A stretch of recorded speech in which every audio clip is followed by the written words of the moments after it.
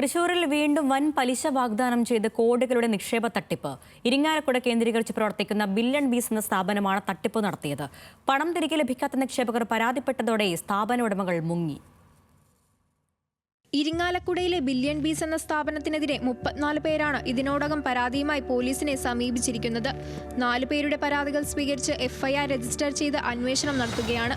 കേരളത്തിന്റെ വിവിധയിടങ്ങളിൽ സ്ഥാപനത്തിന്റെ ബ്രാഞ്ചുകൾ തുറന്ന് നിക്ഷേപകരെ കബളിപ്പിച്ച് 150 കോടിയോളം രൂപ സ്ഥാപന ഉടമകളായ നടവരമ്പ് സ്വദേശി ബിബിൻ, ഭാര്യ ജയ്ത, ബിബിന്റെ സഹോദരന്മാരായ സുബിൻ, ലിബിൻ എന്നിവർ തട്ടിച്ചതായാണ് പോലീസ് പറയുന്നത്. ഞാനൊരു 10 ലക്ഷം രൂപയുടെ നിക്ഷേപം സെപ്റ്റംബർ 23-നാണ് കൊടുത്തിരിക്കുന്നത്.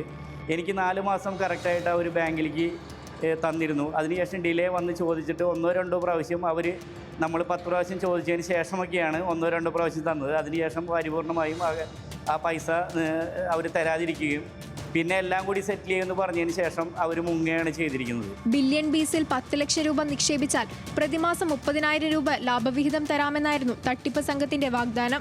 ട്രേഡിംഗിനായി പണം നിക്ഷേപിക്കുന്നതിലൂടെയും ലാഭമുണ്ടാക്കാമെന്ന് പറഞ്ഞ് പ്രതികൾ ആളുകളെ കബളിപ്പിച്ചു.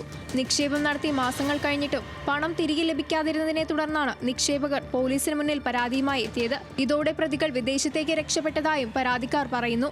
തട്ടിപ്പുമായി ബന്ധപ്പെട്ട് കൂടുതൽ പരാതികൾ സ്വീകരിച്ചു വരികയാണെന്നും പ്രതികൾക്കായി അന്വേഷണം ഊർജിതമാക്കിയതായും ഇരിങ്ങാലക്കുട പോലീസ് അറിയിച്ചു. ന്യൂസ് മലയാളം, തൃശൂർ.